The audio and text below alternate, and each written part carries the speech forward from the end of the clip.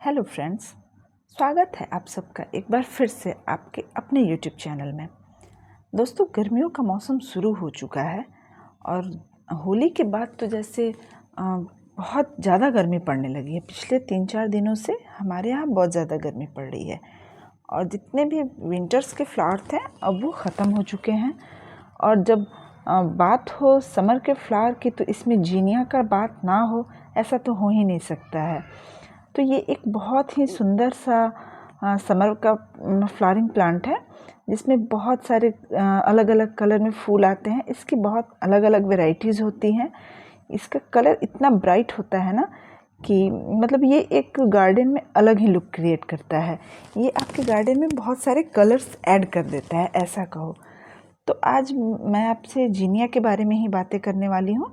बस इसकी थोड़ी सी देखभाल करते हुए मैं आपको इसके बारे में पूरा डिटेल में बताने वाली हूँ कि इसे कैसे लगाते हैं, इसे कैसे ग्रो करें, कौन सा फर्टिलाइज़र दें, कितना पानी चाहिए, कितना धूप चाहिए, ये सभी बातें मैं आपके साथ आज शेयर करने वाली हूँ।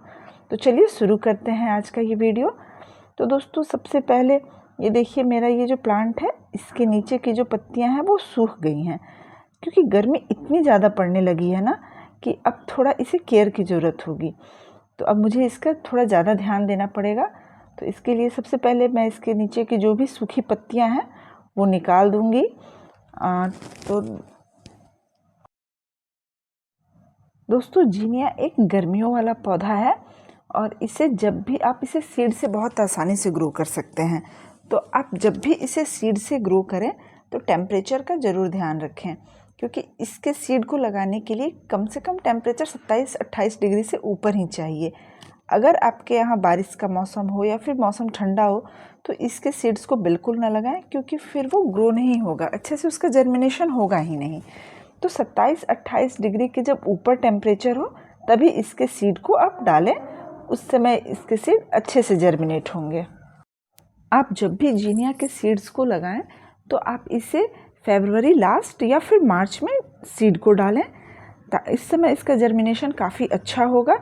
और मैंने अभी ये आज 1 अप्रैल को इसकी मैंने रिपोर्टिंग की है। इसके जो मैंने सीड्स डाले थे ना उसका जर्मिनेशन काफ़ी अच्छा हुआ। मैंने ऑर्गेनिक स्टोर से इसके सीड्स मंगाए थे तो वो काफ़ी अच्छा उसका मुझे रिज़ल्ट मिला है। और मैंने उसकी रिपोर्टिंग कैसे की है इस वीडियो में आपको आगे बताऊंगी। तो दोस्तों, आप जब भी इसकी पौधे तैयार करें ना तो याद रखिएगा कि इसके पौधे को मरने का 2 सबसे बड़ा कारण है। एक तो पानी और दूसरा कि इसमें बहुत जल्दी फंगस लगता है। तो इसके लिए आपको हफ्ते में कम से कम 1 बार फंगिसाइड डालना पड़ेगा। फंगिसाइड का स्प्रे करते रहिए तो इसका जो पौधा है वो ख़राब नहीं होगा। बहुत बार ऐसा होता है कि हमारा जो जीनिया का पौधा है वो काफ़ी लंबा होने लगता है। तो इसका कारण ये हो सकता है कि आपने इस पौधे को जहाँ रखा है वहाँ इसे प्रॉपर सनलाइट नहीं मिल पा रही है, या तो वो शेडी एरिया है, नहीं तो इसे 5 से 6 घंटे की धूप नहीं मिल रही है, जिसके कारण ये पौधा लंबा होता चला जाता है।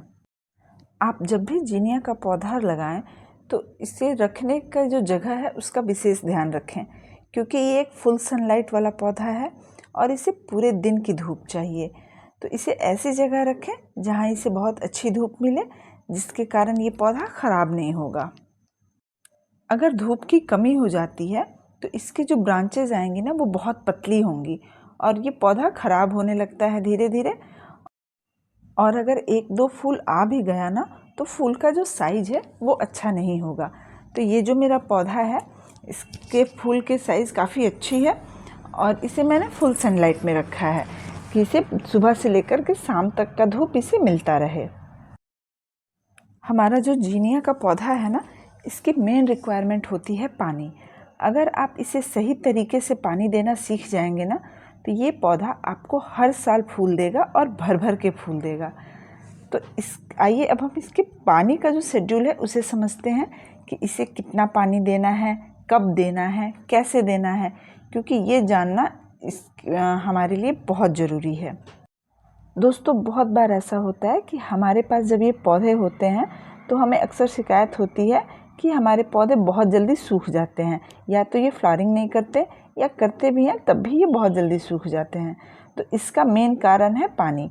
या तो आप इसे पानी अच्छे तरीके से नहीं दे रहे हैं या फिर इसे बहुत ज़्यादा पानी दे रहे हैं।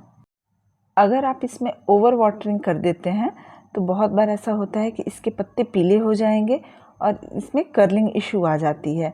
लेकिन अगर आप कम पानी दे देते हैं तो एक ही दिन में आपका ये पौधा, आपने जो भी इसके पीछे मेहनत की है ना, वो सब बर्बाद हो सकता है। इसके पत्तों से पानी बहुत जल्दी उड़ जाता है। आपने देखा ना कि मैं कुछ दिन नहीं थी यहाँ, जिसके कारण इसका सही से पानी इसे नहीं मिल पाया है। तो इस पौधे की जो थोड़ी सी इसका जो कलर है ना, वो थोड़ा सा फेड होना शुरू हो गया था। तो अब मुझे इसका विशेष ध्यान देना होगा ताकि मेरा ये पौधा बच जाए, ख़राब ना हो। तो आप इसके पानी का ज़रूर ध्यान दें। इसे ना तो ज़्यादा पानी चाहिए और ना ही कम पानी चाहिए। अगर गर्मी बहुत ज़्यादा पड़ रहा है ना, तो आपको इसे दोनों टाइम पानी देना पड़ेगा। आप इसे सुबह में भी एक बार पानी दे दीजिए और एक बार शाम में दे दीजिए। लेकिन आप जब सुबह में पानी दें तो आप इस पौधे को नहला भी सकते हैं, थोड़ा सा इसे नहला दीजिए, लेकिन वो धूप निकलने के थोड़ी देर पहले कीजिए, ताकि जो पत्तों पर जो पानी है ना, मतलब वो पौधा जलेगा नहीं। क्योंकि अगर आप बहुत तेज़ धूप में इसे पानी देते हैं तो इससे पौधा जल जाता है। अब बात करते हैं कि इस पौधे को लगाने के लिए पॉट कैसा चाहिए। तो दोस्तों इसका जो आप पॉट लेना, वो 6 इंच से लेकर के 10 इंच तक का हो सकता है। तो अगर आप 10 इंच या 10 इंच का गमला लेते हैं, पॉट लेते हैं, तो उसमें आप 2 पौधे लगा सकते हैं या 3 पौधे लगा सकते हैं। और अगर आप 6 इंच का पॉट ले रहे हैं तो आप उसमें 1 पौधा लगाइए, ये पौधा अच्छे से ग्रो करेगा। दोस्तों जब इसके फूल सूखने शुरू हो जाते हैं ना, तो उस समय भी हमें इसका अच्छे से ध्यान रखना पड़ता है। मतलब जब इसके फूल सूखने शुरू हो जाएं तो उसके फूल को तुरंत काट दीजिए, उसे पौधे में बिल्कुल ना छोड़ें। क्योंकि ऐसा छोड़ देने से धीरे धीरे वो पौधा भी सूखने लगता है, क्योंकि पौधे की जो एनर्जी होती है ना, वो कम होने लगती है। तो जैसे ही आप देखें कि इसके फूल सूखने लगे हैं तो उस फूल को तुरंत काट दीजिए। इन सूखे फूलों को काटने का एक और मेन रीज़न है कि जब भी बारिश होती है ना, तो इन फूलों में पानी जमा हो जाता है और फिर वो फूल में वो फंगस क्रिएट करता है। और अगर वो फूल टूट के जड़ों के पास गिर जाता है तो ये इससे पौधे में भी फंगस की समस्या हो सकती है। तो इस कारण से भी इसके सूखे हुए फूलों को काटना बहुत ज़रूरी है। अब बात करते हैं इसके फर्टिलाइज़र की। तो दोस्तों अगर आप इसे महीने में एक बार भी फर्टिलाइज़र देते हैं ना, तो ये पौधा फिर भी चलेगा, अच्छे से चलेगा। आप इसमें वर्मी कंपोस्ट, काउडंग कंपोस्ट दे सकते हैं, या फिर आप थोड़ा बहुत इसमें NPK भी दे सकते हैं। आप इसमें NPK का स्प्रे कर सकते हैं, या फिर एक काम कर सकते हैं, आप ऑर्गेनिक फर्टिलाइज़र लीजिए और उसे पानी में भिगो दीजिए, और फिर उसका जो लिक्विड फर्टिलाइज़र रेडी होगा ना, उसे 1-1 कप अपने पौधे में डाल दीजिए। तो मैंने इसमें आज ही थोड़ा बहुत वीडियो के शुरू में ही आपने देखा होगा कि इसमें मैंने काउडंग कंपोस्ट दिया है। सीडलिंग है जीनिया की, जिसे मैंने ऑर्गेनिक स्टोर के सीड से तैयार किया था। तो देखिए इसका जर्मिनेशन कितना अच्छा हुआ है, और अब ये मेरा पौधा रिपोर्ट करने के लिए बिल्कुल रेडी है। तो आज मैं इसकी रिपोर्टिंग करूँगी। तो इसकी रिपोर्टिंग के लिए आपको सबसे पहले पता होना चाहिए कि इसका सॉइल मिक्स कैसे बनाना है। देखिए ये इसकी मिट्टी सूखी हुई थी, जिसके कारण शायद इसे निकालने में इसकी जड़ें टूट जाए। सबसे पहले मैंने इसके पॉट में पानी डाल दिया ताकि मिट्टी गीली हो जाए और इसकी रूट ना टूटे।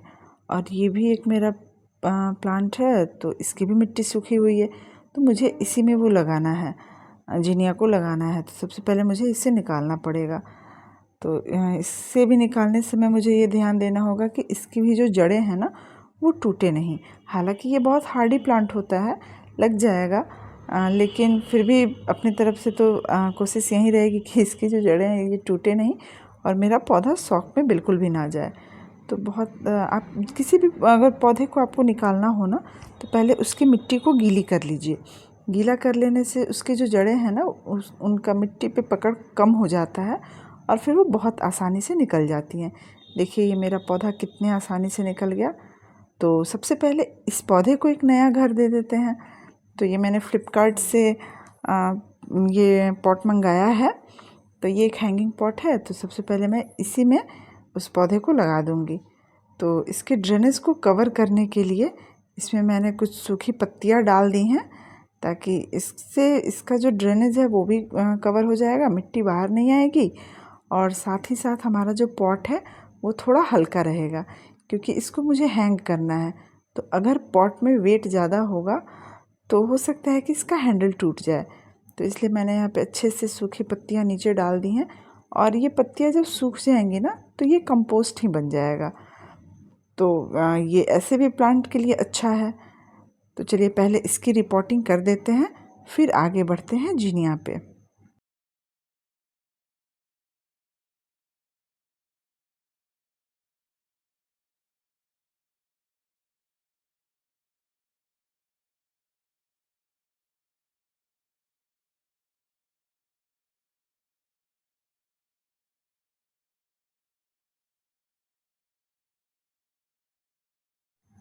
तो अब बात करते हैं कि इसकी मिट्टी कैसे बनाएं। तो इसके लिए बहुत अच्छा, मतलब इसे वेल ड्रेन सोइल चाहिए, जिसमें पानी बिल्कुल भी ना रुके, क्योंकि अगर पानी रुकेगा ना तो इसमें रूट रॉट का प्रॉब्लम हो सकता है।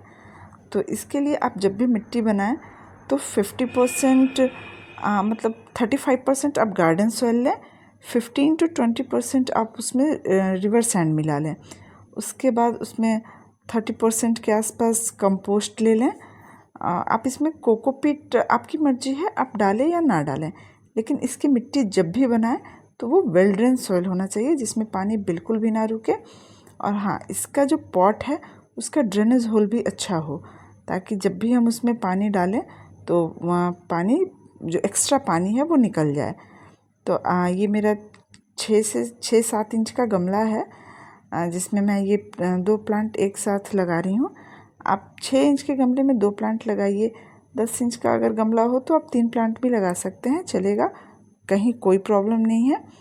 तो इस समर तो मुझे लगता है कि आपको अपने गार्डन में इसे ज़रूर ऐड करना चाहिए। अगर इसके फूल सूख जाते हैं तो उससे भी आप आराम से नए प्लांट्स बना सकते हैं, क्योंकि इसके सीड बहुत जल्दी जर्मिनेट होते हैं। तो आप इसे सीड से भी बहुत जल्दी जर्मिनेट कर सकते हैं। ये मेरा सीड से ही बना है ये पौधा। और देखते हैं इसका, इसकी जब फ्लावरिंग होगी ना तो उसका अपडेट मैं आपके साथ ज़रूर शेयर करूँगी। तो दोस्तों, उम्मीद करती हूँ कि जीनिया से जुड़ी आपकी सभी बातें आपको क्लियर होंगी। अगर कोई कन्फ्यूज़न रह गया है तो आप मुझे कमेंट बॉक्स में ज़रूर पूछिए, और आप अपने सजेशन भी मुझे दे सकते हैं, क्योंकि कोई इंसान परफेक्ट नहीं होता ना। सब कोई एक दूसरे से देखकर सीखते हैं, एक दूसरे का जानकर सीखते हैं। तो आप मुझे सजेशन भी दे सकते हैं कमेंट में। और अगर किसी तरह का कोई आपका कॉन्सेप्ट क्लियर ना हो, या फिर किसी तरह का आपका कोई डाउट हो, तो आप मुझे ज़रूर पूछिए। तो रिपोर्टिंग करने के बाद, अच्छा, ये एक चीज़ आपने यहाँ नोटिस की होगी कि इसकी जो जड़ें हैं वो मिट्टी से निकल नहीं रही थी। तो इसके लिए मैंने एक पॉट में पानी लिया और इस पौधे को उसमें डिप कर दिया, क्योंकि अगर मैं इसे ज़बरदस्ती अलग करती ना तो इसकी जड़ें टूट जाती, जिससे ये पौधा शॉक में चला जाता और हो सकता है कि ये मर भी जा सकता था। तो जब भी इस तरह का कोई भी प्लांट हो जिसके जड़ों में मिट्टी ज़्यादा जकड़ी हुई है, वो निकल नहीं रहा है, तो आप उसे खींचे नहीं, बल्कि किसी भी एक पॉट में पानी लें और उसमें पौधे को डिप कर दें। थोड़ी देर में आप देखिएगा कि उसकी जड़ों से मिट्टी जो है वो अपने आप अलग हो जा रही है। तो चलिए, आज के इस वीडियो में इतना ही। मिलते हैं आपके साथ किसी और वीडियो में, किसी नए टॉपिक के साथ। और हाँ दोस्तों, आप चैनल पे आते हैं, देखते हैं, लेकिन सब्सक्राइब नहीं करते हैं, तो मुझे भी आपके सपोर्ट की ज़रूरत है। तो प्लीज़ चैनल को सब्सक्राइब किए बिना बिल्कुल भी मत जाइए। Happy gardening.